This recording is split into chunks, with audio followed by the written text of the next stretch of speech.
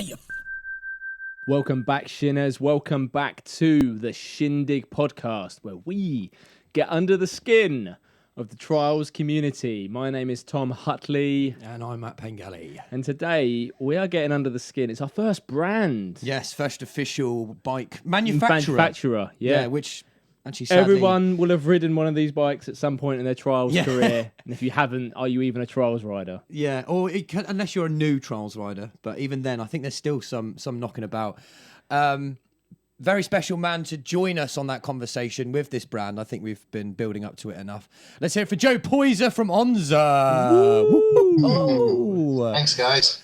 How's it going, mate? How are you on this fine day? Really good. Really good. Busy. It's the sort of current job I do now in the cycle industry is just, it's gone absolutely mental. Blown up, isn't it?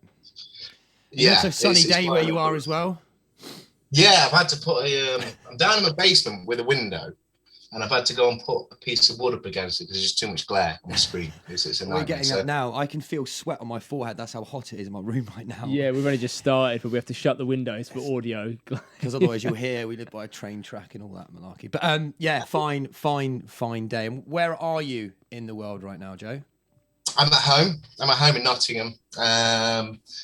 Pretty much have been working from home now since the pandemic started. So down in my basement, which is, it's not the most best place in the world. It's got the laundry behind me and everything, and it's getting a bit tedious. Can't wait to get back to the office. Bit of your man cave, though, isn't it? A bit of an escape. It was a man cave. I got a leak about 18 months ago, and the basement just got flooded. So yeah. No, yeah, it's cool. It's cool to have one when it's done. I've got to get it sorted out. At least you've been staying safe and enjoying your time at home with. Also, you're a dad too. For those who didn't know, aren't you? So I'm sure you've been spending more time with your little one. I've got a little girl now.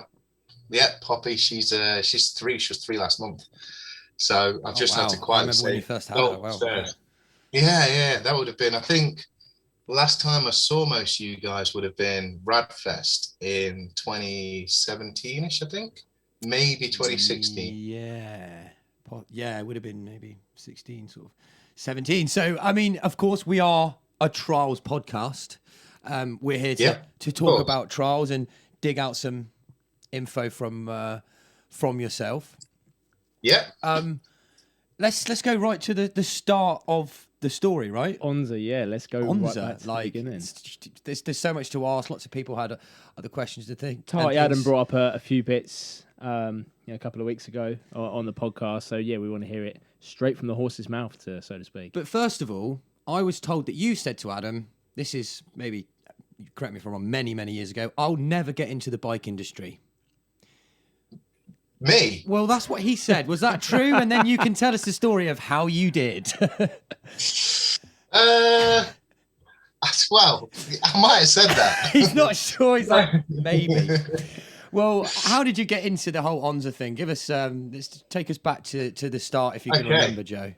Right. Well, my memory of ONZA starting. So I'm 35 now, and I think my dad started ONZA about 98, so I was about 13, and I was nothing to do with the bike industry at 13, obviously. And then I got I did an apprenticeship and did electronics till I was about 20, and I literally didn't know one wheel from the other until I was about 20, and then I started working for him, looking after suspension. Him being your dad, sorry, Mike Poyzer. Yes, sorry, he was Mike sort of Poyzer. behind so he I mean, there's just so many different sort of. I've got to be careful because the origins of ONZA just sprang out. Like there's my dad's story of it all, which is much more probably credible and incredible as well. The way that he did everything, because then that's got roots of even older riders would remember things like DDG and the shooters as well that they used to do. They were all basically used to sell tons of them as trial specs as well in the late 90s. So he was behind all that as well, and he started ONZA in 98, and that was basically he was buying Montes from, because he had a bike shop. Sorry, this is what I mean. There's so many different. No, it's fine. This is what we're going to tangent off. It's just a natural discussion. But this discussion. is your exposure to it. This as well, is what it is. so... Just let it come out naturally. Because the other thing is, was he from the word go, he's like, we're going to make trials parts. That's the thing. Is that how it started? Yeah. So it was like, right, let's hit the trials market in the UK and be that leader. So he might not have said that, but. I mean, I could try and make a really romantic story about it, and like how, and basically say how, you know, you got Monty, the Op created it, and like absolute legend and leader of the industry, well, of the sport, should I say? Or my family, which basically had a bike shop for quite a decent sized bike shop in Nottingham for about. It's gone now, but I think they opened that in the early 70s with my uncle, and my dad started a shop. And then my dad in the early 90s started importing a lot from the Far East himself, or maybe even late 80s. He used to do a lot of the race BMX parts and stuff. And so we already had sort of one finger in the pie in Asia, sort of getting bits and bobs in. And he started his own brand, DDG, and that was for the shop. And that was dirt jump bikes and trial specs as well, back in the early days when basically it was just a 40-inch frame, and now it's a trials bike with hydraulic brakes on it, and there you go, you know, stubby wide bars, and you had a trial spec all of a sudden. When you look at what we've got now, they were just modifications of a mountain bike, weren't they? And then because of trials bubbling along in the sort of mid 90s to late 90s, he then started getting requests for mods, and that would have been Montes. So he sort of ranged about maybe 5 models in the shop. And we're talking about a shop that would have hundreds of bikes, maybe nearly 1,000 sort of bikes in the shop. But front display would be Montes, and then a few DDG shooters behind us. He had 20, he had stock. The most unique, you know, people are going to see that and go, what is that? Yeah, of course. Exactly. And he just got a name for it. And then he was importing, he was getting them off the Malcolm Rathnall, the importer, back in the late 90s. But one thing that he basically, and it's just my dad, he saw it and he just decided that Montes were too expensive, and there wasn't enough money in it for him. So he. That's how generally how it works. You're going to start something yourself. You're like, I can do this better, or why my am I own paying way. all this money? Yeah. I just do it myself. Cool. Yeah, I mean, like I say, I mean, if I wanted to put a romantic spin on it, and I think deep down that he's not daft, that he knew that if he wanted to grow trials as a sport, as more customers coming, I mean, it's all about money at the end of the day, to get more customers coming through the bike shop, and also people traveling from like Birmingham, like 50, 60 miles to come to the shop to buy a Monty or to buy a DDG, or they'd have it mail order to them, because this is before internet was around. So it was all about before Tarty bikes was a thing, because that was like the first. This is well before that. So 4 or 5 page spreads in every UK would have been where you got all your advertising. And so what he decided was that the Montes were great. They had all the sort of marketing behind it, inverted brackets, again, before the internet and everything. But he wanted to make them cheaper. And so he had a go, and DDG was already this dirt jump brand that he built into trial specs. And then he decided that he wanted to do a range of mods. And at the same sort of time, he was very into trademarks as well. And this is where it's a little bit of a grey area that I don't know the 100% in and out of it. So ONZA, the brand name, the trademark, was made in the late 80s. And it was a couple of Californians, I think. Maybe. Was it Americans? I think there was... Yeah, it's an American brand. Right. It's an American mountain bike brand. And they were... in the early 90s, in late 80s, they were so popular. They were so innovative. They made tires, they made grips, they made... I tell you what, like, because Matt and I had a personal exposure of this. We've been doing a bit of bike repairs during this lockdown, right? And someone turns up on a bike, right? Like a 90s mountain bike with the the cantilever pull brakes, and it's got the cow horns on it. And I was like, Matt, look at those cow horns. Look at the logo on it. It said ONZA. We were like, what? The same logo. Like the big Z in it, you know. I was thinking, like, this must have been like one of the first things ever made by ONZA or something. So technically, yeah. And see, we thought interesting that you had said that. So we were so amazed. I mean, it's silly things like that, but yeah, it's where I think the thing is, like, from a trials perspective, me and my dad can definitely sort of say we are ONZA 100%. Yeah. You know, it was our family's brand for a long time. prior to that, the mountain bike the bicycle industry knew ONZA as this American brand that again made all these parts. And my dad used to sell in the shop as well, so he was very much sort of he knew it was a popular brand, but it kind of disappeared in the early 90s. And I think this is where it gets grey, and I don't want to say the wrong thing in case this cast gets out to the wrong people, because there's some salty people about it at the end of the day. Yeah, definitely. Of course, no, of course, yeah. But yeah, pretty much the brand fell by the wayside. I think it got bought out by another larger company. Then that larger company ended up sort of not doing anything with it. And trademarks, you have to renew them. And you have to renew them in different areas. So there's one for the EU, there's one for the UK, there's blah, blah, blah. So all around the world. And they kind of let everything lapse. And my dad was well into this at this point. So he was, because he'd already registered DDG and he was registering other things that he wanted to make his own brand. And I think he'd been a bike shop owner for 30 years. He would have been in his sort of mid 40s. And he was like, I want to be a brand. Like, he used to work at Raleigh before he opened up the shop. And he caught the bug of creating his own. Sounds like some serious bike industry experience, basically. Oh yeah. Right. He used to work in the R&D department at Raleigh, so he was wow, doing all the tests. That makes some sense. Yeah, Nottingham. Yeah. The 70s, so it would have been kind of boring by today's standards, but yeah, he knew what he was talking about with bikes, even though he's not particularly a cyclist, and neither am I. We are very much bicycle industry, and I think that's really good sometimes to not to have the passion about the riding side of things, because that's when you can get a bit too sort of, you know, if I was trials diehard and that's all I was inside, and that's why we started the business, we'd probably be jobless right now. That's the way I see it. That's the reality of it. Wow, yeah. Yeah. So pretty much he did the bike shop thing. He wanted to start his own brand. He noticed that ONZA was up for grabs. And I think he ended up registering it in the UK as a UK brand, and it cost him a nominal fee. And then he registered the stylized logo as well for a nominal fee. And then he said, right, that's my mod brand. I've got my stock brand, mountain bike trials. Mod brand's going to be ONZA.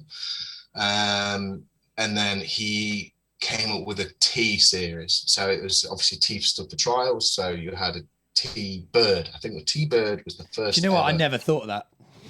That's what the T stood for. About the other day, fuck? Of course it is. V brakes. T Pro, because that was like the Pro model, was it? A hydraulic disc brake one, Not disc brake, hydraulic. I'm well done now. Sorry, Joe. Yeah, that was a good sort of. That's cool. I mean, this is proper scratch in the back of my head at the moment. I remember being going out on one of the Christmas parties, because I did work for my dad, and my brother was a large part of ONZA as well, Chris.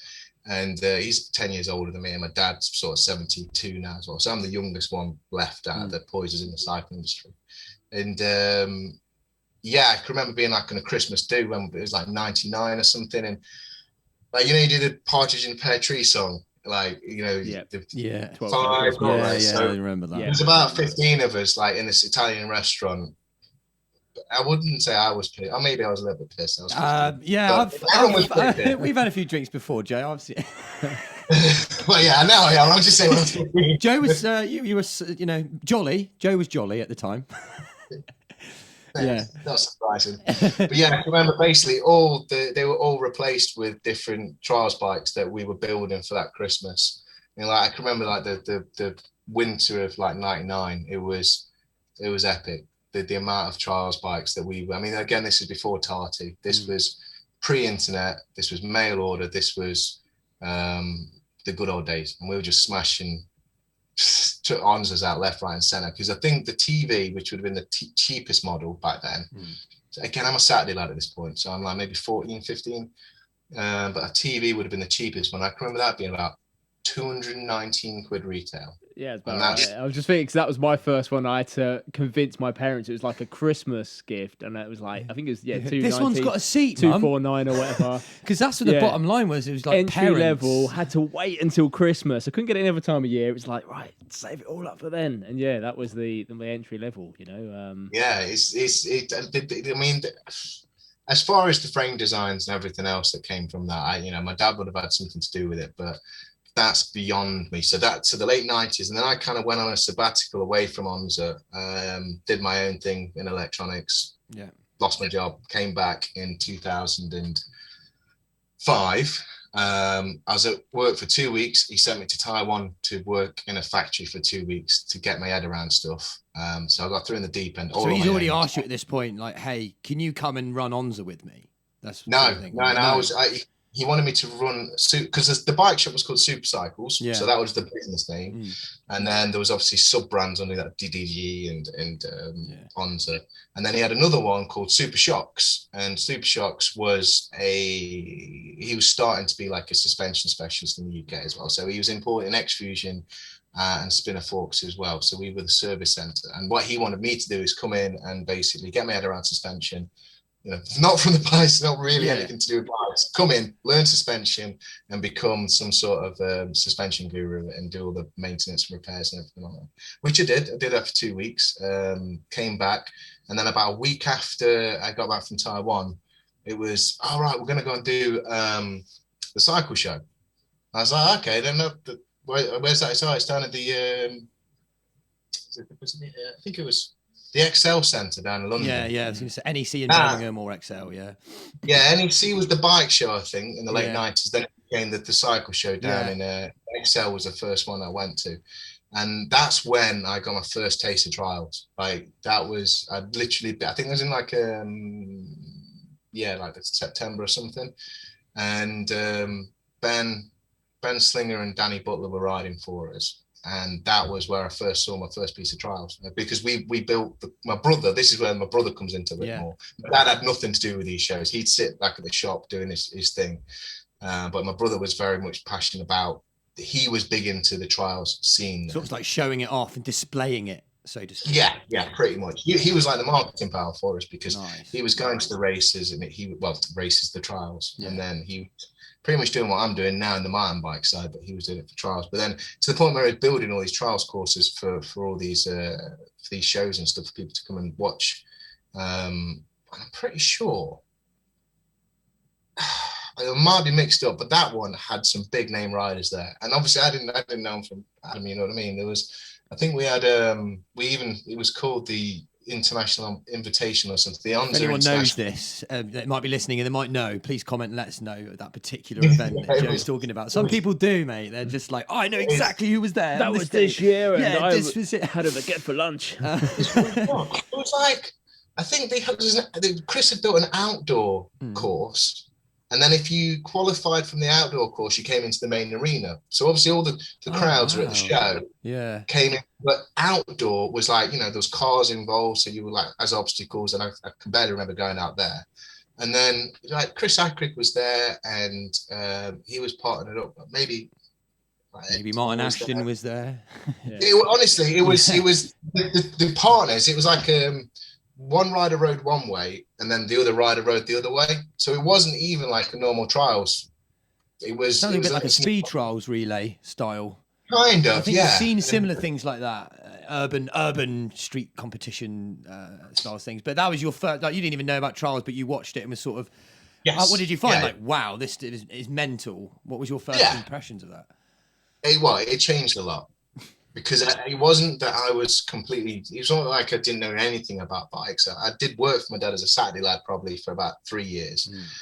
And in that 4-year changeover from being 16 to 20, we kind of went from DDG shooters to seeing, I think we had like the Limey had just come out, the original Limey frame in like the gunmetal grey with the green logo and stuff. I remember that one. that had just come out. So I can remember thinking these bikes are getting a little bit extreme now, because they were morphing from a mountain bike to quite an advanced trials bike. And then that's basically, I was just like, it's become much more technical. It was not as streety as I once knew it, and it was all about this sort of striving to be higher, bigger, better all the time. It was almost like it's getting a bit more competitive rather than this underground sport, and it was becoming a little bit more focused on. Yeah, do you know what? Thinking about it now, I mean, it's a controversial thing to say probably, but that's where I think it started going wrong. and I'll say wrong as in the trials. Yeah. Personally, I think the fun element started getting lost in the late 90s. It was super popular because it was really accessible. Bikes didn't look alien; they looked like bikes. People could do trials on a mountain bike wherever, and they went out with their mates. And there wasn't that much competition at that time. No. Think about that. There wasn't, if any. I don't know. I can't. Monty. Yeah, definitely. That was the change. But when I went in 2005 to that cycle show, I can remember thinking, wow, this is getting a lot more like people were in tight fitting clothes and the whole skate. Yeah, that was the thing. It was like in the late 90s, I mean, there was a fashion as well. Everyone was wearing like Hawaiian shirts and big baggy jeans and airwalk trainers and stuff. And then suddenly everybody was in Lycra, and I was like, that's right. Steve Rogers will let you off in that old school video of him. But probably then trousers. Maybe it got a little bit more customizable, because when you look at like a lot of the old ONZAs and that, they were just like, they just always had the standard bars and stem, and most people didn't really deviate from that. They just bought that as kind of a fun thing because the price was right. They could go out and learn it, and I think that was the initial success, really. It's just, there you go, that's all done. You didn't need to tinker with it. There wasn't really much of a market to do that.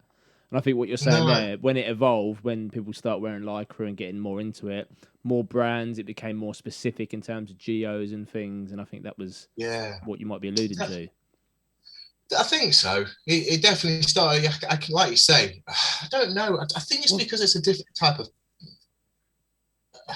I think everybody knows that ONZA, love it or hate it, made a lot of trials riders in the UK. 100%. Yeah, something we were going to touch on. There's like, without ONZA, it was entry level trial. I can't think of any way if I would have started trials without ONZA. Simple as. Yeah. Many people would have had the same experience. You know, prior to that, in fact, if you've had an ONZA, comment below. I'd love to know how many people we can get talking to us, being like, Joe, we've had 2,000 emails. They've all had ONZA. It's like, it's just... Because think about it, at the time and what it was ONZA, you alluded to Monty. I think in the more sort of 2005 era, there was like Saracen, the Mag frames were about as well. I think our main competitors when we first cracked off, like, we didn't really have that much of a competitors. FaZe came out with their 26-inch stuff. Base as well. They were doing a lot of stock 26-inch stuff. Base. But they what I think they didn't realize was how popular the mod market was. The mod market was the catalyst. That's what, because it kind of almost appealed more to like 11, 12-year-old. And the base and the FaZe, the stock market, the entry-level stock bikes were, I don't know, I suppose you're aiming at an adult and they've got a bit of money and they actually want to buy something a bit better. But the mod market, that's where it was at. Kids practice the basics of a mountain bike on a trials bike because they can't. A trials bike's a mountain bike's too big for like a kid. Stick them on a 20-inch trials bike. It's like, well, you can learn your mountain bike techniques kind of on this, which I can see what you mean. That kind of took off more so than the rest. But I think ONZA always tried to provide, or what am I trying to say here? They listened to the demand of the industry. Things like you guys went in to make 24-inch frames at one point. You know, that was a very small thing, but you did. You made your own brakes with, in the tensile stuff. You were working with them. Yeah. Like, it was whatever the industry needed. You guys did see a market for it, and you were like, very much, you were very much into the riders as well. Like, what do you want to see, guys? What do you like? What do you want? And I heard that from you. Well, innovation as well. I remember on the ONZA site years ago was the one with the chainstays that would drop, so it could then run a belt drive in theory. It could run. Oh yeah, I remember that. Yeah, that was pretty mad. I think that sample might be kicking around in the factory still somewhere. That was my dad. There's a later question about that. I was like, we're to it now. Is there any way you can find out if there's any lost, unused ONZA frames knocking about somewhere? You'll have to. Matt's thinking about starting a trials museum. So seriously, I want to start a museum. Honestly, there would be if like trials museum stuff became valuable, my dad would be loaded because. Well, bearing in mind, we thought. We might have to ask ONZA as well, because we weren't the first people to necessarily use the term shindig in trials. Oh, yeah. Here we go. No. He's probably got the trademark, actually. He's going to come sue us now. Your dad's So another comment, we'll swiftly move on to that bit anyway. I've made a note here that says you did do ONZA shindig pedals, didn't you? Yes. Yeah. They I mean, exist. obviously, Absolutely petrifying pedals. yeah, I can remember him doing them. They were basically just platform pedals with decent. Well, actually, no, I do remember this. There was two designs I found. So there was a platform one that you're saying. Yeah, there was a platform pedal, and they had some nasty pins in them. And really then nasty. there was another one, which imagine a cage pedal, but double cages. Yeah. Yes. Do you see? So you've got a cage within They a were cage. like thick. Yeah. Like Yes, wearing I remember heels. them Like as well, yeah. your pedals had heels, you know, like. But I just found it so hilarious coming across it because I didn't actually know that was a thing until after we set up Shindig. Oh, really? Because I was looking. Oh, I kept quiet about that one. Because I was looking for, like, I was typing in Shindig trials and I came across these ONZA pedal and I was going, oh shit. Can we do this? Let's just do it anyway. Joe will never know. Mike will never know. It's fine. I think the thing is that, like, I'm surprised that, like, maybe. Yeah, I've got to give it to my dad on that one. He came up with some terrible names on a lot of stuff, but that one makes a lot of sense. It's like everything one had to be like a bit of a double-edged, double meaning on everything. Shindig, actually, party, you get a Shindig, and it's a pedal. Like literally, that was probably one of the ones that I'd give it to him. Like you can't really name him better than that. He's just saying that because of our name. We didn't pay him. I told. But it had everything, that brand. I mean, it had the character, you know, the hog. You know, the ONZA hog that was cut out. Hog rim. I saw one of those yesterday. Untouched, brand new rim at Trials Addict. So there are still ONZA bits knocking about that are new. Yeah. We've still got a lot back at More Large. Yeah, we've still got a lot. But see, what are they doing with that then? I mean, surely they're, because I know ONZA isn't necessarily a thing anymore. We'll get onto that a bit later on. But is it just sat there? Pretty much, yeah. I'm gonna have to have a chat with you then, Joe. But like, don't they want to get rid of it, like for just a cheap, get some parts? No, it's yeah. Oh, do you mean the parts itself? Well, I mean, like ONZA parts, if they're still knocking about, we'd be like, yeah. They're cheap as well. Yeah, there we go. I'm sure because I was trying to think. I wanted you to try and list. Can you remember anything that you guys made and manufactured in terms of parts? Was it every part or? Pretty much, yeah. I mean, the thing is, though, what my dad did a lot of was a lot of rebadging. So it'd be factory stuff. Yeah. That would be suitable for trials because it'd be the right price. So there would be not an awful lot of, not everything I'd say probably 90% of the components would be off the shelf. And that wasn't because it was taking the easy way out and we didn't want to. We didn't know how to design something, or we didn't know what to do with it. That would do. We'll put ONZA on it and we'll sell it for this much money. It was more. It's about the production side of things. Yeah. And that's. Yeah, it'd be a can of worms. Well, ironically, I can see how bright it was. Wow, Joe, that is bright. Yeah, exactly. If you're listening to audio there, Joe's homemade window blind, just for the sake of this podcast, just fell over. Just decided to. There we go. To collapse in there. Yeah, but I can see why. I mean, I've only got one example springs to mind that I still have a pair of ONZA Hognesium pedals. Put your own spin on it, put the nice ONZA logo on it, and they're desirable. They're lightweight. They're perfect for trials. So there's no reason why. No one else was doing over-engineer it. Yeah, to do it, yeah. And no one else was doing it. Oh, are they for trials? I want to buy pedals for trials. Well, ONZA like, well, these will work for trials, so we'll put our name on it. Yeah, I think that was the thing. I was going to say that before. I think it was the raging that came over, knocking over the thing. But, we used to be avid followers of Trials Forum back in the day. Why? Joe's got loads of stuff on Forum. Why didn't we do? Sorry, Joe. I've just realised we should have done some digging on you there. We usually get some dirt, but yes, Forum was the world. We can't get dirt on this man. He started most of us off on Trials, so. Forum was everything back then. Really, it was. Yeah, exactly. And I think it was so difficult because I think it was hard because there was a lot of tripe written about ONZA on there, and I think it was there's a lot of maximalists out there about what brands they were into, and I think it was frustrating that a lot of people would probably start their riding career off on ONZA because that's all they could afford, and then As soon as they kind of, well, right, I want to go and get a Echo, or I want to go and get a Zara or whatever, and I want to go and build it myself, which is brilliant, great. But then to start sort of having a go or having a dig at the lower end stuff was quite frustrating, because there was the whole industry side of it that a lot of riders didn't understand, that you can't be innovative, make something yourself, but only buy 50 of them and sell them competitively and give margin for a shop to sell them, and you make some money yourself. It's just impossible. So that's what I was saying about what the industry now called brand slapping, is when you're going, oh, this VP bottom bracket, you can put ONZA on it, and bang, there you go. And it's like, it's ONZA bottom bracket, and it's not, it's a VP bottom bracket with ONZA on it. Like the Hognesian pedal was just a Well-Go.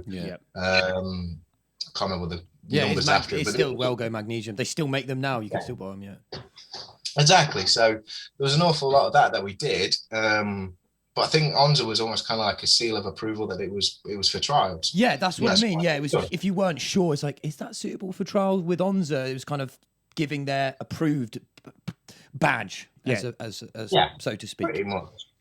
Because I think one of the I mean, this is fast forwarding sort of 10 years, but one of the biggest things that absolutely one of the final straws for ONZA was that I went and designed the taco pedal, which is still on ONZA's website now. Taco pedal. I don't know about this one. Yeah. It was. We didn't really do much with it. We didn't have a team. We didn't really launch it properly or anything. I mean, Tati had it on their site for a bit, but what we did was we completely CAD drew a brand new cage pedal. It was based off a single cage pedal, and I'll get to the point of what I'm saying here. So it was just single cage pedal. We lowered the exit side of the pins by about 2 mil, so you could exit out the pedals that way. We put 2 grub screws in the actual axle as well, so you've got center grip as well. And I think there's a couple of other little bits. Oh, that was it. We made sure the axles were machined to be Well-Go compatible, so you could put the Well-Go titanium axles. Always loved that with ONZA. Their stuff was generally compatible with most stuff. That's what I mean. I mean, that was literally CAD drew, CNC machined, made it. So I was like, it was great, because that was when More Large first took the brand on, and I got some license to go and be a bit more creative. And I went ahead and did that. And I think I've got those pedals downstairs. I didn't even know that's what they were called. But they cost us something like more like to land at. Yeah, they're the ones. Yeah. Just for viewers to see if you're on the YouTube. Yeah. So it's nice. I think I've had nice titanium gold axles with them. That's what it was. Yeah, that's probably why.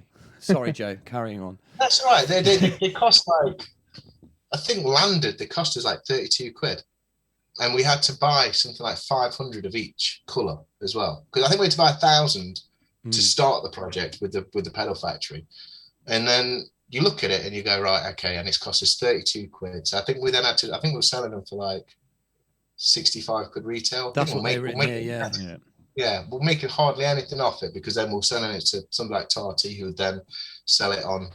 We're making nothing out of it, and then they just didn't sell. And I was like, well, what's the point? VP pedals that have been around since 95, we were selling, 1,000 of them probably a year, and in the different colours, and we just put on that, bang, out the door. And it just kind of real sort of bell rung. And I was like, there's just no point. It's quite disheartening, really, that when you feel like you've put more effort into that product, you yourself want it to do better. Well, when features that we know definitely work for trials riders, it's and people always were after innovation, shorter stems, different, more grip and stuff like that. It should work. Why? Yeah. And you were saying about like the whole entry level people going into the whole getting an ONZA as their first bike. But that's I think that was part of the idea that I think no one else could provide for someone at that level. There weren't anyone doing that. And it meant that you produced all the best trials riders in the country. Jack Carthy, he was an ONZA rider. Yeah. He's now the best rider in the world. Well, I wouldn't say we had much to do with Jack's development. Well, but he did ride. You supported him. I'm sure you gave him a bike. I'm sure you sent him something. To me, that is support. Yeah. Whether he paid for it, it doesn't matter if you're sponsored or not. You're No. That's been part of his journey as well, so it's attributed to where he is now, So I meant, no, you just touched base on that being like, oh, it was hard because it was like the entry level stuff and everything was more expensive and people sort of moved on, but there was no one else. That's where I came into the business and I kind of took the reins off Dad a little bit more with the development side, probably in about 2008-ish, I think, maybe 2007. 7 is when I started riding, same as you. I think 7 or 8 is when I started. So I think we had we made that something called the Pro Series. So what I tried to do was, because ONZA had such a basic brand name attached to it, and everybody sort of knew ONZA as an entry level brand, we made ONZA Pro Series, and Pro Series was obviously where we took a little bit more time and effort, and it was a bit more expensive, and it did attract some new riders. We got to play around with some different ideas, and that was pretty cool. So when you say the Pro Series, I might be jumping ahead. Was that like the ONZA Ice? Was that the first Pro Series? Oh, here we're just checking my knowledge now as well, because one of my favourite frames. Absolutely love that. And that was my first ever encounter of you speaking to you on the phone, because I phoned you up. I remember I was working in a bike shop in Cox. Oh, a similar story I'm about to share, yeah, working in a bike shop, and they were like, oh, we've got an account with Moorlodge. I was like, you kidding me? Can I order this frame? Yeah. Phone him up, sorry, we've got nothing. And then Joe phones back and I just go, no, there's one in the window, but it's got no disc mount because it's version 1, but it's the very last one. And I was like, can I? He was like, give you a discount. Yeah. So because it was out of the box, I remember that was my first ever conversation with you, Joe. Really? Wow. And then I had a similar thing, because it was you could buy it from more large B2B, or you speak to yourself directly and you get rider discount. That was the thing. The one thing you never failed to do. The white and green Limey mod 1, and then the Limey 320, the gold one, which I've only just recently got rid of. Like a few weeks ago. Just a couple of... That is actually, probably from 2008 to 2013, we did a lot of mod Pro Series frames. And prior to that, if you actually think before that, there wasn't anything. The only thing that we did was the Limey came out in 2005 as a stock, as a frame only. Yeah. But we didn't. I mean, I think the T Light might have been classed as, because I think when we had like Chris Ackrig and Ben Slinger, obviously Ben Slinger was world champion, and I think we got him to ride the T Light, and Ackrig used to just ride a stock T Raptor frame. He used to break a lot of them, but he was a stock frame. Well, you needed someone like you needed to be doing that for R&D, because otherwise you're really not going to fully know. I think Chris definitely was a man for that sort of testing, wasn't he? Yeah, and he was before me, but Chris actually came and lived with my brother, I think, for about a year as well. You just soaked up and learned all that from Chris too, I'm sure. It was. That's beyond. That was about a year before, maybe 2003. That was. It was a couple of years before I started, but pretty much. Yeah, there's been. If you name a rider now, I would be surprised if we have had some sort of dealing with them, apart from like the Spanish guys. Yeah, well, that's what I'm saying. Anyone who made an impact in the UK scene as a trials rider. Yeah, of course. But like, we're not that glorious. And it was always, maybe it was just me, but when I was like learning first for years, everyone wanted to be sponsored by ONZA. Everyone wanted to be sponsored by ONZA. That one Christmas I got the ONZA TV, and everyone was like, what ONZA did you get? That was literally what it was. Like, I had mates who got the T Comp that was in like the navy blue. Oh, I remember when that came out. It was like the best thing in the world when I was a kid. Like, oh, it's blue, and it's like, oh man, it really does. It was everything in trials back then. It's the only thing you knew, is everything I felt. I invested everything into it, being like, yeah, ONZA this, ONZA that. I want to be sponsored by ONZA. Like, it was crazy. There was kind of like two booms with it. I was going to say, which was the main sort of boom for you? But you said two booms, yeah. There's the boom before I was really involved with, like I was saying about when they were doing that Christmas song. It was all the different TVs and T-Birds and all the stuff. 90s stuff.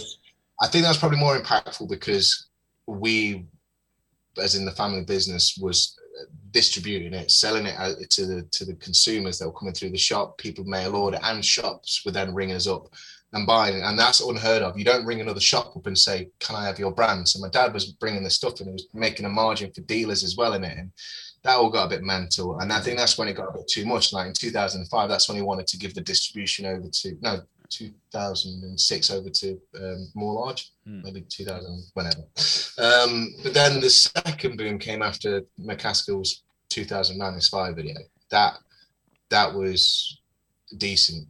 It's just trials again, like into the limelight. Sort of Martin Ashton was sort of top of the game then. No one knew who Danny Mac was. In 2009, that video had come out, which it was already out for like 3 or 4 months, I think, and then it just suddenly blew up. I think he released that video in maybe September, November time, 2009, and then by that Christmas, I can remember like there's a shop up in the Highlands, which is pretty cool for trials. A lot of Highland shops, like sort of Inverness way. I can remember like I was in the sales office at More Large, and one of the sales ladies took a phone call. She's like, yeah. So okay, that's 17 blue rips and 12 red rips. Okay. I said, what? And she says, oh yeah, you saw 29 rips. Wow. I says, all right. And he says, no, that's just what he sold this week. Oh wow, what a boom. Wow. I know, it was absolutely mental. And I think like there was pockets, there's hot pockets all over the UK that would do big business. But I think that year, 2009, sort of through to 2010 summer, that sort of window. Yeah, and you were supporting the Bike Trial Federation as well. You've always done that from day one. You know, ONZA was the main sponsor of that. Am I right? Not from day one. I think we were the first people to sponsor it, possibly, that attended as a sponsor anyway. I think there might have been some side sponsors in the past, but I wanted to support that. That was where I saw the alarm bells in front of us, whereas new riders weren't coming through the door, and that was affecting us. We survived on numbers rather than you got two types of business. You've got a business that can survive on low figures but low volume but high turnover. Whereas we had, because there were cheaper bikes, we had to rely on volume of sales, and we could see that going down. And as that was going down, like, right, we've got to try and make trials better again. And that's a difficult job, that is. So not to make trials better, make trials more popular again. It's extremely hard. The first thing I could do was like, right, okay, let's go to the Trials Federation, go and sponsor it, give them some money. So that might be able to get them a bit better podium setup, or it might be able to get just to basically oil their infrastructure to try and make things a bit better. And I mean, Barbara, right, and Brian as well, like it was brilliant working with them. And I attended most of the races back then. Then it came a bit of a waste of time, because I was just seeing the same 70 odd riders at a good way. That was a very good. Really created some very good friendships, I'm sure, seeing the same people. And, you know, despite us being in different cities every time, I'm sure every time we saw each other, Joe, it was just like yesterday. It was always a good laugh. So I can certainly relate.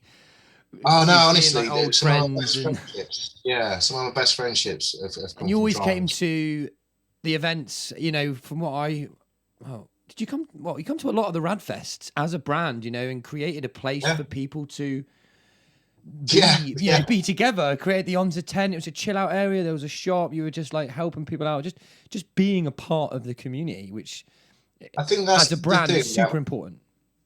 I think that comes from me not being a rider.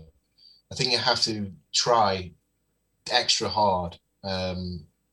And I think that was the other thing as well, attending all the trials and Radfest and things like that.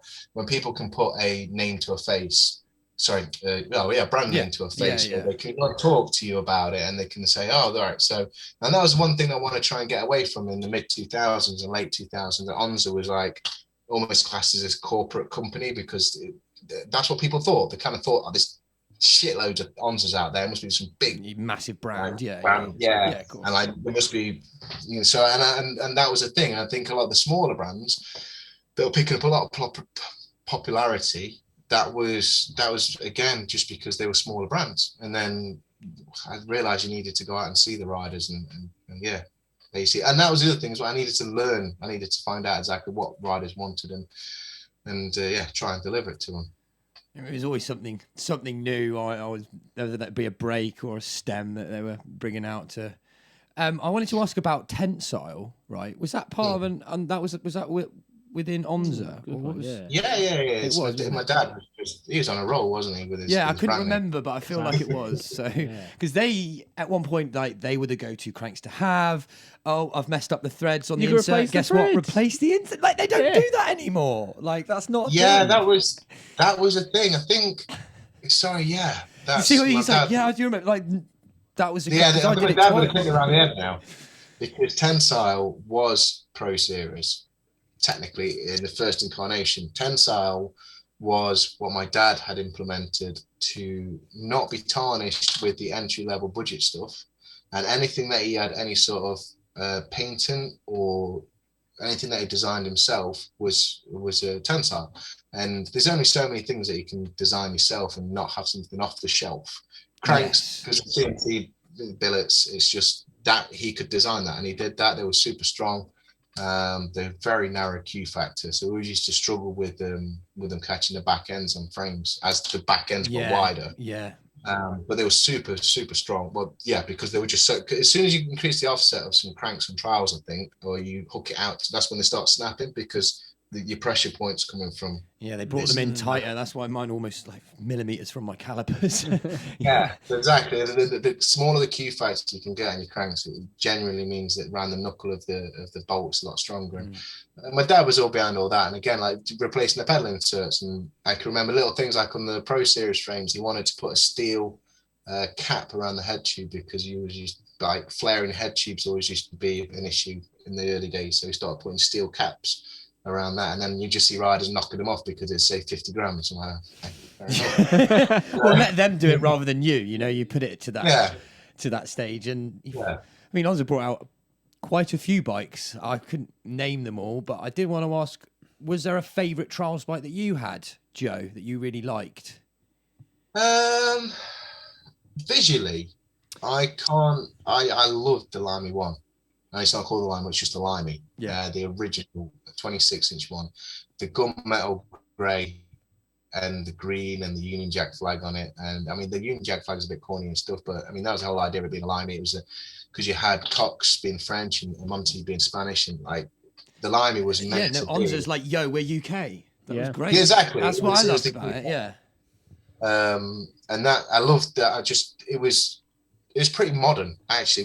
If you get a picture of the Limey one up now, I don't think it looks like it's 17 years old. It's sort of 16 years old. Ahead of its time. He's probably right. I'm gonna have to find a picture of that that one. I remember, like Joe said, and getting it, thinking, "Whoa, that is an awesome frame! Like this whole, one unit piece." Thinking it was so ahead of the game. The Limey 360, that was one of the Dolphin like. Oh yeah, that was a 360 actually. I'm getting confused. Yeah, that was the first Limey was the other one. I like the look of the 360 because it was very unique and different. It was two massive hydroform foam, but it was, I don't know, mate, it just wasn't my cup of tea, but like it was. I still thought it was fairly modern. I only changed it, like I say, a couple of years ago, and I come out like on a ride, and everyone's like, "Whoa, not seen that in years." I'm like, it's still good. Like, and some really older ones. There was the ONZA Skull. You remember that? The Skull, yeah. Black and red. That was like, it was a bit like, that's where you got, I guess, the foundation of the ONZA Ice as well. It had the same head tube as an ONZA Ice. So. Came out at the same time. The Skull, the Skull was slightly lower BB. And what about Zona? Zona. Yeah. Oh, yes. Yeah. I forgot. That was well remembered. Zona. Well remembered. So it's an anagram of ONZA. Can you... Yeah. Zona Zip and Zona Zenith. Zona Zip, the Zona Zenith. Can you go into that, cool, Joe? Because we're out of it now, I can be honest about exactly, mate. Say what you want. It's all right. Martin Ashton's already slagged Danny Mack off in his podcast. So you're all right. It was... I've got to be careful because... It's fine, mate. We've already had some... My dad Who's still riding Zonas now? They're still going. They did not break. Oh, they did not break. Yeah, they did not. I'm sure they're still out there. I bet someone's got Zenith, one. If you've got a Zona, comment below. I want to see one. They were heavy. Yeah.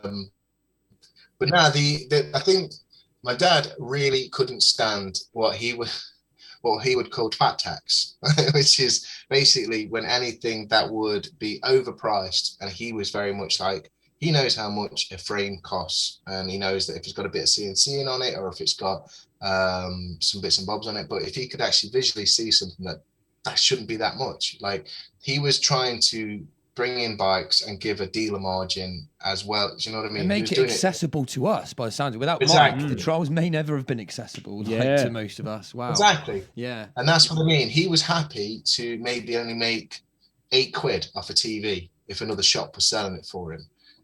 Instead, I mean, you get a lot of people that try and sort of close the market off. And I think that's another thing that happened on trials as well. If you close the market off and you try to be greedy, and what you do is you end up going, right, I could charge 400 quid for this, and this is only costing me 80 quid, but I only have to sell.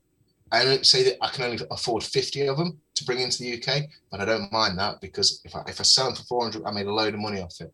If no one goes out and goes, I'm going to buy 50 of this, I'm only going to make 8 quid on them because I want to buy another 50, and then another 50, another 50.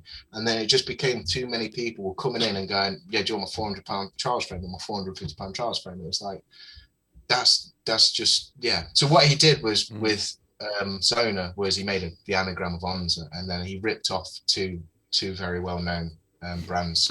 Yeah, there was like the frame. Have you seen a picture of a Zona Zip? I mean, we don't have to say the name of the brands, but if you've seen it, then yeah, you'll know what it is. But that was one of the good factors about it. It was like, yeah, it looks the part. It was the part because of how strong they were.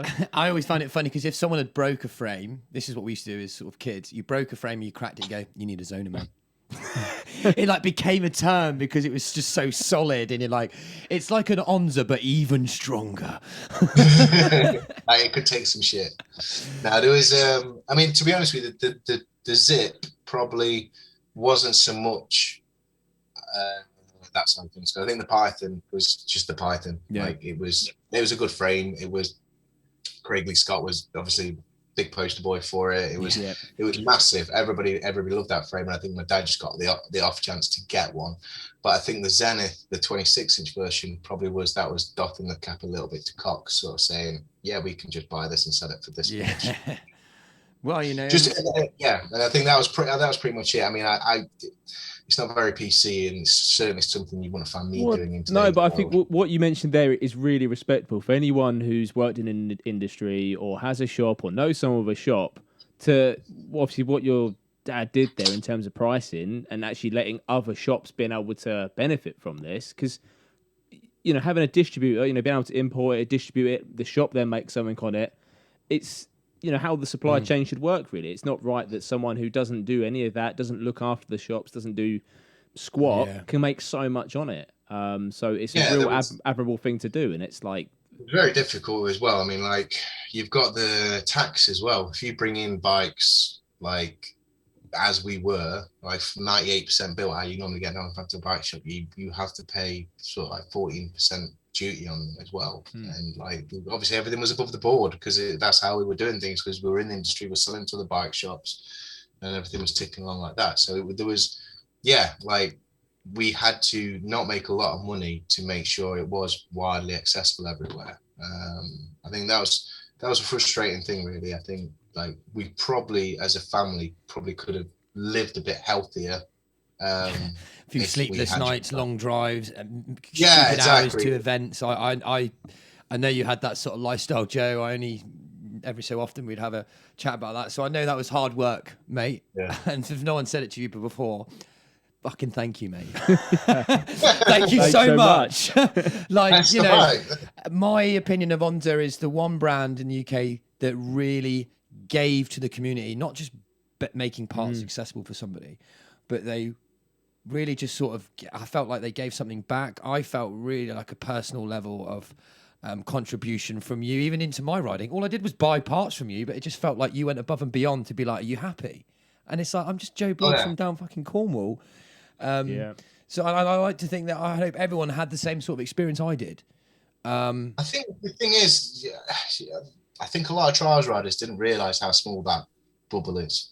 Like, I can remember, and I only say that because you say you're only Joe Bloggs from down in Cornwall, where I was like, well, trust me, I know there's probably a batch of you down there, and then I know there's a batch probably down in Kent, and I know there's a batch down in Southampton, and like, you knew what you were doing, Joe. Grooming us, groom one of them, and he'll tell his friends to buy it all, and the next one. We've got Cornwall TikTok there. Haynes will do all that work for us. Devon's done with Seddon and Burton. That'll be it. That'll be I mean, there you go. Actually, it's Joe Seddon and Andre Burton again. They were the ONZA guys. Huge faces of ONZA, and probably the silhouette that was used for every trials picture in the world was drawn on an ONZA. Yeah, remember that? Yeah. So, great. It was. But we used the team in inverted brackets. Like that was. They were chief R&D. Like we would. Yeah. Everything was made for them. And that was. I know you had a lot of personal experience with your riders. You know, I know some riders who barely even meet their sponsors or supporters, but like you, I'm dropping Joe Seddon in it now. Joe, you're coming on the show soon, I hope. He I know was a big part for you guys because you had a very good, tight relationship. He'd be testing stuff. You'd be like, Joe, I've got this. Go and ride it now. Tell me what it is. And he had a really good opinion on parts and experience. I think he was definitely an important part in the R&D side of things, right? Yeah, definitely. Yeah. You used to have to rein him in a little bit because it always used to be about, it's got to be this light. It's like, but more holes. Oh, yeah, exactly. Joe, can it's got to be lighter, more titanium. Yeah, can I drill holes in this hub here? You always used to do things like that, and I remember when he got that. His bikes were bloody light, but at the same time, he's a very smooth rider. So it was like, he could do that. But Joe came and lived with us for... Well, not me, but he came up and lived in Nottingham for he came and worked at the shop because that was, I remember sort of when you guys sent me the Genesis time. I want to say 2013, 14, maybe. Yeah, it was about that. It was near the end. Near the end. I remember him move, because he'd moved and left us because that was back when I was in the Southwest and I lived up in Rock and Roll Bikes. That's what it was called. That was Rock and Roll. We rebranded Supercycles and called it Rock and Roll because, again, we just felt as though Supercycles was... It's funny, retrospect, you look at things and you think that was such a death move. Supercycles, we wanted to go more dynamic about being online, and I think it was the birth of online in the early 2000s, and it was a case of like, we need to rebrand Supercycles because Supercycles is too known as like a normal bicycle shop, and we're going to be selling mountain bike, BMX and trials bits. Yeah, other disciplines. So you wanted to just we were like, we want to be targeted for that. So it's like rock with with trials and roll with BMX, and like literally, if you could not run a business of trials, well, Tarty can, but like there's not many people can run that much off. There's only so many buyers in that market. And, I mean, I don't think there's a trials shop that you could go brick in and mortar, actual physical presence you can visit as a the most successful customer. Trials distributors of parts now are based online. Their overheads would be a lot lower, their probably expenses are a lot lower, so that's hence why they sort of that's the problem on. Again, it's probably a bit controversial, but that's the problem with trials at the moment. It's just being funneled, and like who is in the best interest to grow the sport? Like everybody's happy with what they're doing right now. Everybody's happy with the money that they're making, and it got to the point where the last trials bikes that we bought at More Large, we bought them in 2018, and there's a minimum order quantity when you're buying a bike from a factory, which is just like quadrupled over the past year. You need to buy thousands of bikes to even work with a factory because they won't even talk to you now. Wow. It was about 250, I think, per model. So I think we brought out the Tyke, I think, and a Mini Master. So we did like a Sting and a Tyke, one a little bit shorter wheelbase. Again, to start bikes, like 330 quid, I think, retail. And it took us over 12 months to sell one batch. And so the market just sort of diluted a lot then. And that was what, 2018? 2018, and that is you cannot run a business on buying a year's worth of stock. A proper business should turn stock at least 4 times a year. So that would mean we would have to be selling now, and to make trials even possible, we'd have to sell probably 800 to 1,000 bikes a year to go, and it just stopped. And I remember talking to Stan at Tarty about it. He was just like, I don't know, mate. It's just the lower end, we're selling bikes, but the lower end stuff's just not selling now. Well, we're selling more like your 600 quid model, and I was like, well, I don't know what else I can do. The market just dried up. I think now it seems very common that people spending around the 350, 400 mark are going the second-hand route now. That's what I'm feeling. If they're going to get new, they go, I will get new eventually, I'll get that. But that's the only kind of maybe the change that I'd sort of noticed. So people that didn't know, sadly, at that point, was it 2018 that you more large were the ones that kind of took you away from ONZA to put you somewhere else? You can tell a better story. Sorry. So when did that happen? Like, so I mean, 2013, which was the UK distributor for ONZA. So my dad was letting obviously give them. They used to buy them from the Far East, store them. I'm just saying it a bit more layman's term for anybody that's not from the industry. So they would buy them direct from the factory, and then pay my dad a commission because it'd be ONZA. Then they'd sell them and do what they want with them. I then was doing a bit of 50-50 working for ONZA and working for More Large, like running things for them. Yeah. They ended up sort of taking me on full time. So I used to do a bit of ONZA one day a week, and then I used to be a sales rep for most of the time. And then I slowly started filtering more and more into sales rather than just looking after ONZA. But it got to the point by 2013 that I think More Large were just to the point where, hang on a second, we feel as though Joe is doing majority of the work here. And we're still having to pay Mike a royalty for the brand. So they purchased the brand name off him in 2013. Okay, got you. Yes, I see. That's when they actually owned it themselves. Yeah, I was there full time. So obviously I'm chained up to More Large, and then they would obviously they owned the brand. They could do what they want with it then. And because I wanted to make it clear. As far as I know, it was out of your hands, wasn't it? Yeah. It's pretty much. Yeah. My dad wanted to. He was happy to sell the brand. I think he got to the point where it wasn't really worth it anymore. And then More Large bought it.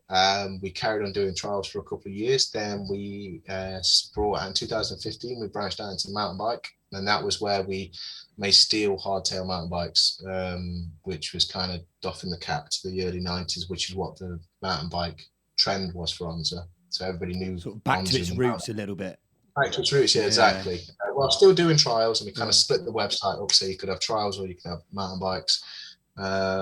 It was real difficult, and then I think we I mean, to be honest with you, everybody loved the mountain bikes. Everybody test rode them, thought they were amazing. The prices were good. We just bought too many of them. We overcooked what the market was. Right. What happens is when you buy too many of something, you can't keep things fresh because you've just got too much stock. So that slowly started killing the mountain bike vibe off because, again, you can't go, oh, hang on a second, everything's gone 11 speed now and everything's 140 mil travel, and then does it, and then you can't because because you've still got all these bikes, and we just, because it was you just get left behind. Yeah. Exactly. Sorry, I'm going a bit off trials. No, that's part of it. It's where it's going. That's where ONZA is a little bit sort of. That's where we're going to with it. I know that sadly it came away from trials. Just everyone knows it was out of Joe's hands. So I'm sure if we had it our way, it might be still going. I know you did pretty much most of the ONZA stuff. I can remember fighting for that last batch of trials bikes in 2018. I can remember knocking on the MD's door and saying, well, if we don't make these, somebody else will make them, and you can either have a year's worth of stock and make some money off them, or we just say bye-bye to trials and just get rid of, it's still 300 bikes, and it kind of they signed it off. And then I think it took more than 12 months to sell them. So it was kind of so I got a bit of a slap wrist for that. And then, so the brand is still there. I mean, it's weird because everybody kind of thinks that a brand is this organism that sort of is living and breathing all the time and stuff. It's not. It is literally just a trademark, and it's whoever wants to pick that up and start doing something with it.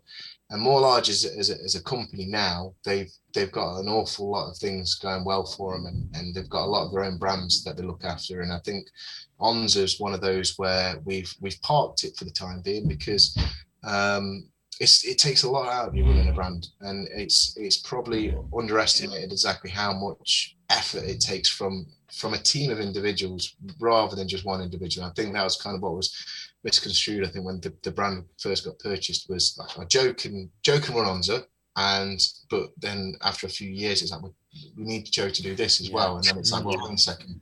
Like most brands have got a marketing team, a purchasing team, a R&D team, and I'm going to do this in the spare time. And you were like, I do everything for ONZA. I'm taking the stock. I'm doing R&D. I'm doing the sponsorships. I'm doing the events. It's like... Yeah, that's where I think also where the difference between trials and mountain bike comes in. Trials is possible because it is a much smaller sport. Whereas mountain biking it's a colossal change. It's you suddenly start realizing real research and development and the stuff that goes in there, and you start going, hang on a second, this is not like trials. I'm not belittling trials. No, I understand. The different kind of just the testing side of things. I'm sure again completely different. There's no suspension involved with trials. Bikes. Well, I've always said, trials is kind of like the bottom end, kind of pikey end, like just it'll fit. That goes in that. Yeah. Whereas like mountain bikes and like one downhill. Size. All clicks together. It's one size. You don't even have to make like an 18, 20, and 22 inch, do you? It's just like one size. That's your size. Yeah, and you buy a bike that fits necessarily your size, whereas like, one day I'll ride a 20-inch wheel, the next day I'll ride on a different size wheel. Like, there's no other sport that does that. Yeah. My bikes, I've got 2 bikes of different sizes. Like, that's not a thing, only in trials, I would say. No, exactly. But yeah, it was.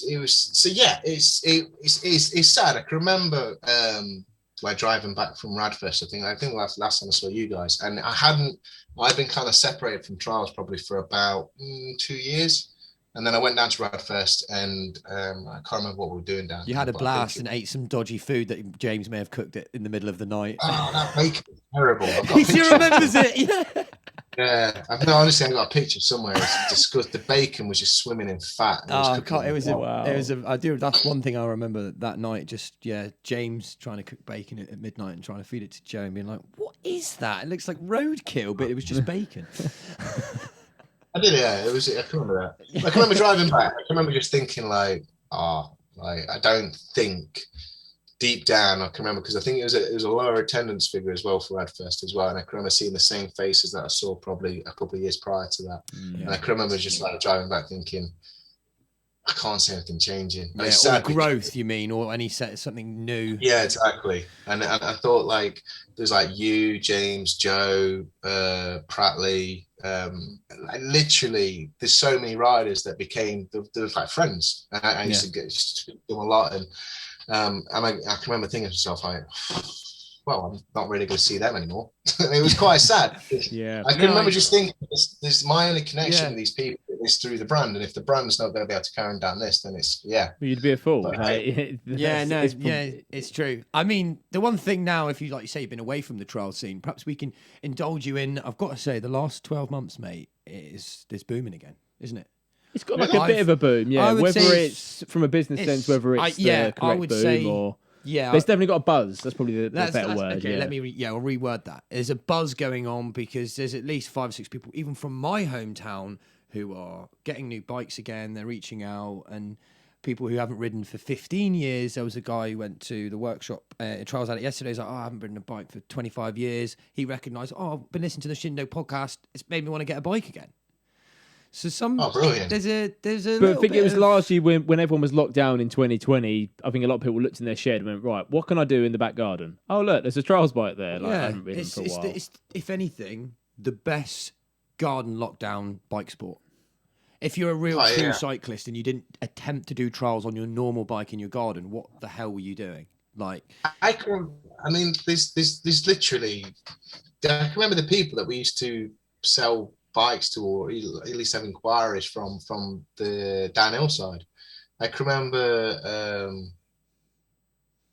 one day for a mini master for his dad, and then I can remember like Rob Warner ringing up and buying for some reason like 40 pros for some reason, and then I can remember Richard Atherton asking about one, and like it's literally, I think trials isn't dead, it's just not I don't know. Like, there's so many riders out there that still they all like just jumping on a cars bike, but I just don't know what it is. Where it's just not. It's not getting mainstream coverage anymore, which is probably maybe from yourself, ONZA brand perspective. Like, if you had, you've probably said to us that it's not going to happen. Obviously, ONZA's tied up in more and large, so that's not necessarily going to come back. But in an ideal world, if you had a magic wand, what would the whole trials industry kind of need to do? What would make it right, to make, bring back ONZA, or what should other brands and companies do? Do you know what? It's to get trials pumping again from an industry point of view would be there's it needs waves. to be in the Olympics. No. They all said that about Race BMX, and that's still just the same. That's still the same sort of entrance. I mean, it's still big, still a lot more than trials is, but that's not exploded since that went to the Olympics. Right. People see it, just don't go out and buy one. I think the thing with Race BMX as well is like you buy Race BMX and you go to a track, you go and get a you go and get a racing license, and that is you can almost do a microscope the whole sort of community because they're all racers. Whereas trials riders can go and compete and you can track it like that, or you can just go and ride with your mates. Right? Not that many people go and ride a Race BMX just all the time. For the buzz, anyway, for the fun of it. Yeah. There's more of an ends to a means when you race. You're like, I'm here to win. Yeah, exactly. I mean, but they do. You still get popular clubs and people still go and ride there, but they usually will have another bike as well. But the floating of fads is, I'm not saying trials as a fad, because obviously it's supported my family for quite a long time, but the waves of popularity of different things is quite fascinating, because I'm starting to get to an age now where I remember back and I know what's popular. In 2010, More Large we did Haro and Premium BMX, and pretty much for 5 years, I mean, BMX was massive in 2010. It was like literally you could sell it to anybody. We did, I think, 20,000 Haros that year in 2010, and I think in 2000. We did 2,000 trials bikes, and the following year, I think we did 18,000 BMX, and we did. It was like 12,000, 1,200. It was like 10% of that was trials every time. Like it married itself for about 3 or 4 years, and that's nothing to do with each other. It was down to the kids. So kids were coming out of school, and then you had a proportion of kids wanting to go and ride a bike. Yeah. And now they all want to ride a Carrera. Yeah. That's all they want to ride.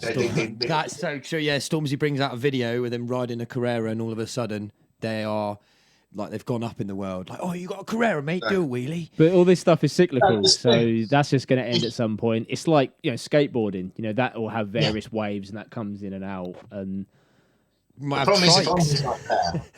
The problem is if ONZA's not there, there's going to be nothing there to pick that wave up. Yeah, that's my fear. That's the sad thing. Yeah, because I always tell people now. I'm like looking for. If you find an ONZA, tell me. Let me know. What frame is it? Is it? Nah, it's okay. I've had that. So it'll get to this point where I like to believe that one day maybe its value will increase. They'll be like, it's like rock and roll shit that over there. Probably. We get a lot. I still get a lot of inquiries on. I mean, literally, I get all the ONZA.com emails come through to me. Some, you know what to do. Some guys. of the questions. ONZA.com. Well, those pedals are still. So if I bought, that's still up live and up and running. Can I order those? Because that's it says 20 quid for them pedals. It says retail 65. They're now £20. Surely you're losing money. Yeah, get rid. Just to get rid of it. We're losing a lot of money on that, and then we're paying about £6 carriage on top, which is free shipping. So they are like, let's just get. I'm tempted to order. It's like we thought we were getting stitched on shipping, but wow, yeah. I mean, nowadays that's the thing, like, especially with the EU and all that. It's just becoming that much more expensive. I think to go back to your original question about to get trials big, we need to see what happened in the late 90s again. I think that will, regardless of ONZA and everything else, I think the Danny Mac boom that we had at the back end, like 2009, 2010, was definitely kids wanting to be Danny Mac, and there's a trials rider needed a trials bike and an ONZA, and bang, like, yeah, there we go. But that magic that happened in sort of 98, 99, 2000, where people started getting more, like, what we need now is people to start converting their Carreras into trials bikes and starting to do trials on Carreras. As daft as it sounds, yeah, they need to be able to do trials on any bike. It's not necessarily them. You need this bike to do that. It's like that's why I think now we're seeing trials riders ride their mountain bikes like a trials bike. Carthy on a full sus. He's doing back cops. He's doing, and this is a bit what Martin Ashton actually. This might be the only way we can really touch base on the rest of the bike world to be like, well, by the way, yes, this bike is a trials bike and can do this, but you can do some on this. Yeah. If you look back to like the early 90s video clips of trials at the UCI, like, because it was a segment of a downhill race, wasn't it? Like, you'd go and ride the same bike and you'd go and do a trials course, and like you'd get like time penalties that would go against you, I think downhill or cross country time. Yeah. It would be a pretty boggo basic trials course, but the same rules applied. And like that's the thing, and again, I don't want to we just got too extreme. Like the no saddle thing makes a hell of a lot of sense, obviously, and it was just the progression was so radical that when I think we did, I mean, literally, how many riders do you know that turned into demo riders or show riders? All my friends, all of my friends, and you think, well, hang on a second, there's got to be, apart from last year, how many trials demos are going off weekendly? Like, that goes to show people aren't looking at them demos and going, I want one of them. Because it's got, there's everybody's doing it. The demo scene just went massive. There must have been, at least I remember when a couple of years ago, I could see friends, I could see Joe away somewhere, there's Scott up there somewhere, there's Andre over there somewhere, you've got Ben over there somewhere, you've got Rich Pearson down there. There's 7 or 8 display teams happening all on the same day. So in theory, that should be the best advert going. Yeah. So what Joe is... just Andres. Sorry. And then you got 360s. Sorry, that's only Andres. Then you've got 360s up in Scotland, Newcastle. Yeah. And then you've got Danny Butler's as well, the Extreme Trial Show. I'm plugging everybody's. Yeah, it's perfect. No, we all need it. Yeah, absolutely. But then obviously they're doing like the Midlands, so Rob Poyzer and that lot were doing sort of base of the middle belt, 360 doing the North, even though they do everywhere. And the country was covered. Yeah, Scott Wilson and his down in Kent Way. What I'm saying is, literally, I would love to know if we could get a community and see if we can map out how many demos get done, like, not this year because we're losing a lot of time, but next year, how many demos go out there and like still nobody wants a trials bike. Why is that? Because, I hate to say it, people look at them demos and they think it's a circus. Because they go... I was about to say, it is. The word in my mind that's just bubbling away is either circus or a zoo. You know, people, or a clown. You just look at this guy, what a nutter. People don't go to the zoo and think, right, I'm going to go home and get me this exotic, because they can't. So it's the same with a trials bike. I'm not going to go home and get that because they can't. We also use that term. Reason, kids are looking at that and not going cool. They're going, wow. But it's I'll never be able to do that. Like, I can barely do that on my feet. Like somebody put a sword down the throat or something. It's like, oh, wow. It's like gobsmacked. Doesn't make somebody want to go and do it. And I think it's because they look at the back and it's not got a saddle. Look at how wide them handlebars are. It's only a little weird. It's got a fatter back wheel. And like, you start looking and thinking, they've made that bike to do this special trick because I've never seen it before. And that's the disconnect. That's where retail and it happens a lot. Is that custom made for you, sir? No, you bought it off the shelf from ONZA, actually. You can go, oh, I didn't know. Absolutely. And that being able to relate to a parent, which is what Martin touched base on a little bit. You're like, I'm not buying my kid a bike with no seat. All that money and he can't sit down. That's a load of shit. Like, that's how they view it. And that maybe that Danny Mac thing helped that booming era in sort of 09. 2010, because he looked like he had a saddle and his bike was 24-inch at that point, was it? The blue. Yeah. So again, it didn't look too far off a mountain bike, so it wouldn't seem that sort of specialist. So basically, does that mean we need to get seats on our bikes? We've had an intervention here, you know. Because we say to each other, we clown around, but that's the wrong term. We do. We're referring to us as a circus. And I say, like, sometimes I'll put even an emoji, like, check out the clowns at the circus. And you really hit the nail on the head there again, Joe. Display teams are just a bunch of people in It's a a circus, all yeah. cramming into a van, pulling out a rig from it, like like a clown. yeah. And then we have late nights Terrible. and like we're nutters. Steve-O, not Steve Rogers actually. Steve-O, the real Steve-O from Jackass. Guy, yeah. He was a clown. He went to clown college, and look at him doing crazy Clowny stunts. sort of stuff. I can remember the first bit of trials I used to see again. I would have, like, when I was 14, 15. So I would be the age of a lot of these riders now as well. They'll probably just do mountain biking now. And then it was all about on a 26-inch mountain bike with wide bars, HS33s, and it'd be drop-offs. You basically get to a shed and you drop off it. So you were really good if you dropped off onto a rail and then hopped off that. And then some people then learn how to hop up onto a rail, but it was only about 2 or 3 foot. And then, do you know what? People looked at it and went, wow, I reckon I could do that. And then you go and see a demo, or you go and see a trials, like actual trials competition, and you go, oh, mate, he's just bounced 6 foot in the air. Yeah. Like, how's he done that? And then they just immediately go, I can't do that. He's on a specialist bike. I bet that, and then it doesn't help because then I feel the weight of my bike. Like, oh, why, that weighs nothing. How much is that? $2,000. Oh well, it just. All right, yeah. And I think the only way you're going to get trials back is if we go back to the beginning. We go back to we need somebody like. But then again, you got Danny doing it now. You got Danny on his Santa Cruz. I mean, literally, how cool.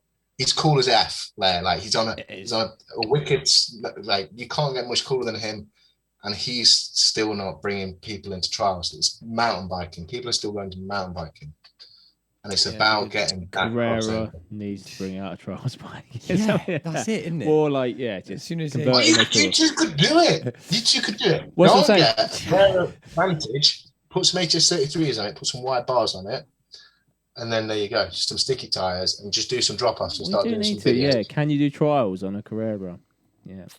We might have to come up with a video idea there. Joe has given a lot of insight. This is why I was quite glad to have Joe on, because it's seeing it from the business perspective of it. You know, not many people have it from that side rather than... And he's like the first person who isn't a trials rider. Yeah. No, I mean, I'm calling you that, Joe. You're not. No. It's the first person on the show that you actually aren't, or even remotely, like even, Tighty Adam, he's a trials rider, really. And that was touch base on that. So, yeah, I think we've done, for us to have a non-trials rider talking about trials, mate, you've nailed it. Yeah, no, there is a lot of notes to take from this that I think we will, press on with, really. That's what I was also saying right at the beginning of this. Like, I think it's important to not always have a passion for the sport that you sell, because if you do, you'll never diversify with the business. And that's why I always wonder whether we can truly go into business with it in that sense, because we create everything for us, for riders, and I think it's hard for any business to start in any industry, but from experience and from what I've heard, it sounds like the trials industry is incredibly hard. I might be wrong, but it does seem that way. There's like dominating partners as time's gone on. Like it used to be ONZA sort of dominating. Now I would say Kruger's are sort of dominating a little bit. You look at all the different things that pop up all over the place. Have you seen wheelie bikes? Yes, that is a popular thing now. We've even had a customer. Collective was a brand that's a London guy, I think. Mental. They're under Mafia. You see them, and they've got like the grime image, and then they've got the type of like they've got specialists. They're tapping into a culture almost. Yeah, it's a culture. Like wow, and that is. It's nothing that like the bikes themselves aren't that amazing. It's just doing wheelies. Cool. Yep. As Carrera got to where it's got to. So, man, I think it's been a really amazing insight into a bit of ONZA. I really hope that some of the listeners here have learned something. And again, if you've had an ONZA, let us know. We want to hear what you had. What was it your favorite bike or not? Your worst bike? But I don't know anyone who said ONZA was the worst bike ever. Joe, who do you think we should get on this podcast? Who, in your experience within the trials world? Who do you want to hear from? It could be anyone. It could be anyone. I've got my theory who you might say, but go on. No. You're not sure. Well, You've the got to come up with world's- somebody the now. world Anyone in the needs to world hear of from. biking, then, if not, but preferably trials. Trials. I would love to. To be honest with you, I don't know who have you got in the who's in between been posted and not been. Right, Oh, you it doesn't haven't matter. Well, I seen- understand. Well, if you Obviously- say someone that we've already done, we can let you know. Yeah. So Yeah, So it's obviously- I'd love to hear some names from way back, like Akrig and Eddie Tong and Martin Hall. Martin Hawes, yeah. Yeah. And then I think, yeah, that sort of, I think they probably would be able to shine a bit more of a light onto what we were just discussing then about the how mainstream trials got, and they were there seeing all that then. that 90s movement, you know, that seems to have been kicked off, and I think we did touch base on last week with Martin. It seems like it was a really good time to be in trials, and we were just a little bit too young. Yeah, even me. I was a little bit too young as well. It was before me, but nah, definitely. Wicked. Well, I think we've sort of rounded this Yeah, up quite man, neatly. it's been Is there one last message you want to give our listeners, Joe? to the trials world. Any of the guys that haven't heard from you for a while. Like you said, the last time most of us really interacted might have been Radfest 2017 or 16. Well, I mean, literally all you guys, you know who you are.